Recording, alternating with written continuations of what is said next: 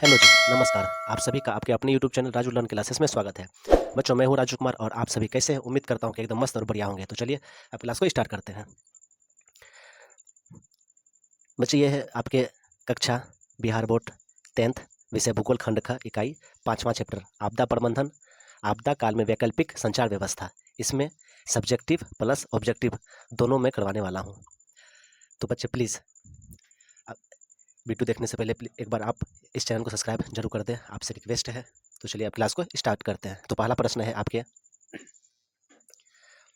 सामान्य संचार व्यवस्था के बाधित होने के प्रमुख कारणों को लिखिए। आपदा के समय संचार व्यवस्था का मतलब समझ लीजिए कम्युनिकेशन, मतलब हम घर बैठे कहीं का भी न्यूज के माध्यम से कुछ भी देख सकते हैं कि कहाँ पर क्या हो रही है, वो संचार माध्यम से। तो सामान्य संचार व्यवस्था के बाधित होने के प्रमुख कारण निम्नलिखित है। आपदा के समय संचार कहाँ का बाधित हो जाती है, किस किस कारणों से, वो बताना है। तो सामान्य संचार व्यवस्था के बाधित होने के प्रमुख कारण निम्नलिखित है। नंबर 1 लिखना है केबल का टूट जाना, मतलब तार का, आप लोग देखे होंगे जिसमें बिजली आती है, किसी भी चीज़ का केबल का कनेक्शन जो है उसका टूट जाना।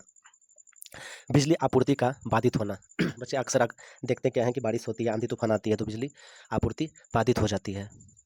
तीसरा पॉइंट लिखना है संचार भवनों के ध्वस्त होने पर संचार यंत्रों का क्षतिग्रस्त हो जाना। चौथा लिखना है ट्रांसमिशन टावर का क्षतिग्रस्त हो जाना। बाढ़ के समय में अधिकतर ऐसा देखने को मिलता है, चक्रवात होती है, भूकंप होती है, यानी आपदा के आने से ये सब बाधा देखने को मिलती है।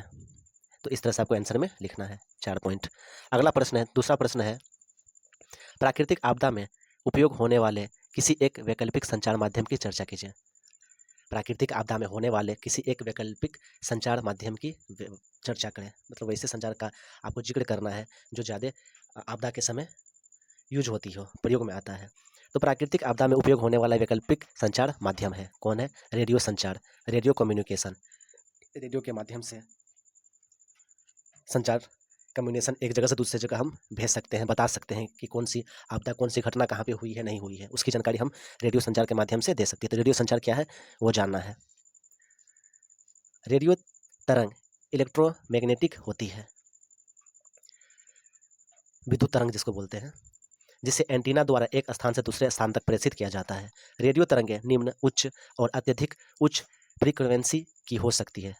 रेडियो रिसीवर को किसी खास फ्रीक्वेंसी पर रखकर हम खास संकेत प्राप्त कर सकते हैं, जैसे लंबी दूरी से संपर्क साधने के लिए उच्च फ्रीक्वेंसी की तरंगों तथा बहुत अधिक फ्रीक्वेंसी वाले तरंगों का प्रयोग कम दूरी के लिए किया जाता है। अत्यधिक ऊंची फ्रीक्वेंसी के बेडों का, जिसे हाथ वाला वायरलेस कहा जाता है, वॉकी टॉकी जैसे बिना तार के यंत्रों का प्रयोग ऐसे समय में महत्वपूर्ण होता है। वॉकी टॉकी तो आप नाम सुने होंगे या देखे होंगे कहीं कहीं कि कहीं प्रोग्राम हो रहा है, कुछ हो रहा है, तो लोग उसके माध्यम से, मोबाइल के माध्यम से नहीं बल्कि वॉकी टॉकी के माध्यम से जो है एक दूसरे को संचार भेजता है, कम्युनिकेशन करता है, जानकारी देता है। उसी तरह से ये रेडियो तरंगे निम्न, उच्च और अत्यधिक उच्च फ्रीक्वेंसी की भी हो सकती है। ये 5 से 50 किलोमीटर तक की संकेत को आप भेज सकते हैं, प्राप्त कर सकते हैं इस रेडियो संचार के माध्यम से, रेडियो कम्युनिकेशन के माध्यम से। अब इस चैप्टर के आपके बच्चे 2 ही प्रश्न आए लघु, अब 2 प्रश्न जो है दीर्घ है तो दीर्घ को डिस्कस करते हैं। प्राकृतिक आपदा में वैकल्पिक संचार माध्यमों का विवरण प्रस्तुत कीजिए।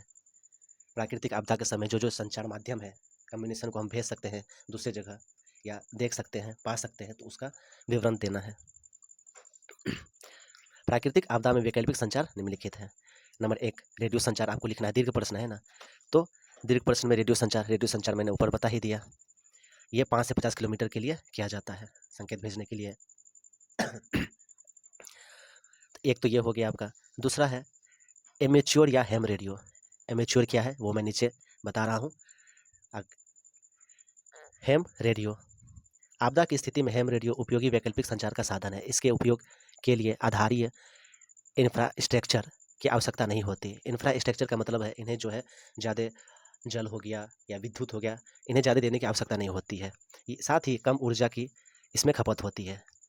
ये जो है हैम रेडियो आप जनरेटर से भी चला सकते हैं या बैटरी के माध्यम से भी आप इसे चला सकते हैं।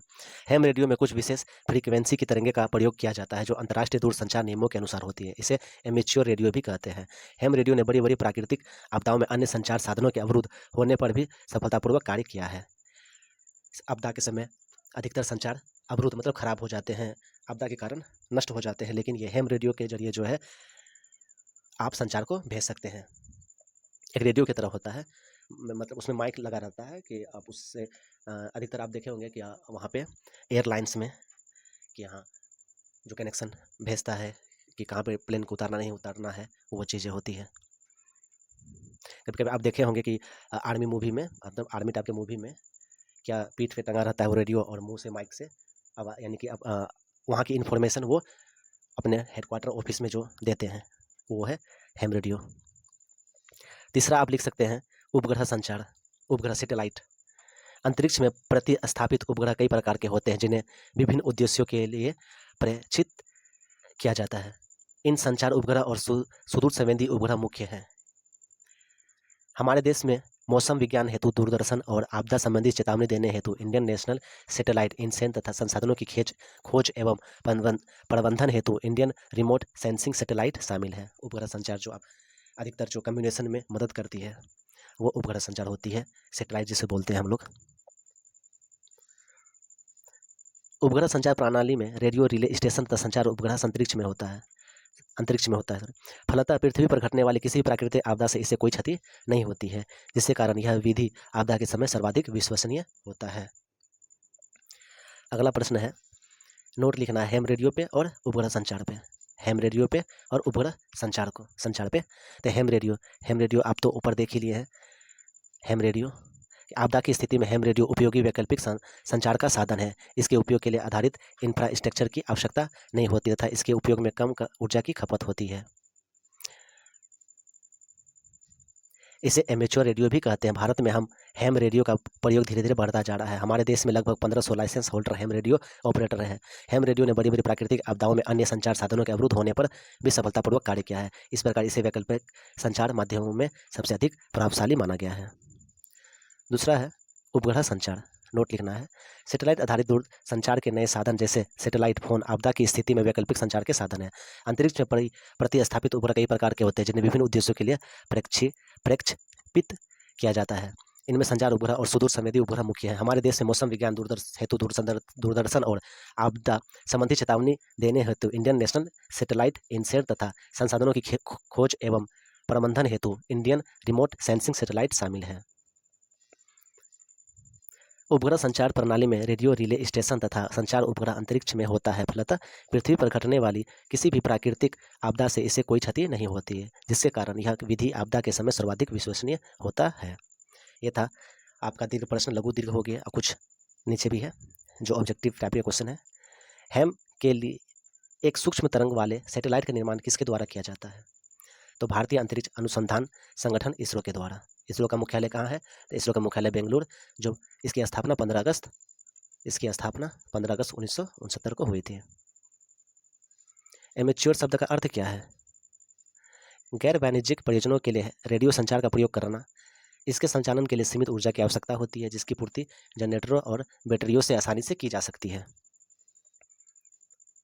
भारत में चक्रवात प्रभावित क्षेत्र कौन कौन है? तो भारत में चक्रवात प्रभावित क्षेत्र पूर्वी तटीय भाग, गुजरात का तटीय क्षेत्र एवं अंडमान निकोबार द्वीप समूह है। ये बच्चे आपके लघु प्रश्न हो गए सारे। अब इनके इस बुक के जो आपके ऑब्जेक्टिव प्रश्न बनते हैं वो देखिए। पहला क्या है? सुदूर सीमित रिमोट सेंसिंग सैटेलाइट का प्रयोग किस लिए होता है? तो इसका प्रयोग दूरसंचार के लिए, मौसम विज्ञान के लिए, संसाधनों की खोज के लिए, दूरदर्शन के लिए, इनमें से सभी। तो आपका ऑप्शन क्या हो जाएगा? ऑप्शन 5, ऑप्शन ए, इनमें से सभी। सामान्य संचार व्यवस्था के बाधित होने का मुख्य कारण है। सामान्य संचार व्यवस्था के बाधित होने का मुख्य कारण क्या है? केबलों का टूट जाना, संचार टावरों की दूरी, टावरों की ऊंचाई में कमी, इनमें से कोई नहीं। तो सामान्य संचार व्यवस्था के बाधित होने का मुख्य कारण है केबल का टूट जाना, ऑप्शन ए। वर्तमान में सबसे अधिक उपयोग देने वाला साधन कौन सा है? Telephone, pager, mobile, walkie talkie. तो वर्तमान में सबसे ज्यादा उपयोग देने वाला साधन कौन है? तो अभी के समय में मोबाइल, ऑप्शन सी। चौथा प्रश्न है, वैकल्पिक संचार साधन इनमें से कौन नहीं है? रेडियो संचार है, हैम रेडियो है, उपग्रह संचार है, लेकिन अंतरिक्ष नहीं है। तो ऑप्शन डी राइट आंसर। 5वां प्रश्न है, संचार का सबसे लोकप्रिय साधन क्या है? इस तरह से अगर ऑप्शन क्वेश्चन आए, संचार का सबसे लोकप्रिय साधन क्या है, तो इसका आंसर हो जाएगा सार्वजनिक टेलीफोन, ऑप्शन ए। अगला प्रश्न है, भारत में कितने प्रतिशत भूमि भूकंप प्रभावित है? तो भारत में जो है 56% भूमि भूकंप प्रभावित क्षेत्र है। इनमें से कौन प्राकृतिक आपदा नहीं है? प्राकृतिक आपदा कौन कौन है? बाढ़ है, सूखा है, भूकंप है। प्राकृतिक आपदा नहीं है तो आतंकवाद। आतंकवाद कौन सी आपदा है? तो मानव जनित आपदा है। बच्चे, आपके आपदा काल में वैकल्पिक संचार व्यवस्था, सब्जेक्टिव ऑब्जेक्टिव दोनों हो गए हैं। इसे देखें, रिवीजन कीजिए। अगले क्लास में आपदा प्रबंधन के 6ठा चैप्टर का सब्जेक्टिव ऑब्जेक्टिव लेके आऊँगा। Thanks for watching. प्लीज़ बच्चे सब्सक्राइब एंड सपोर्ट कीजिए।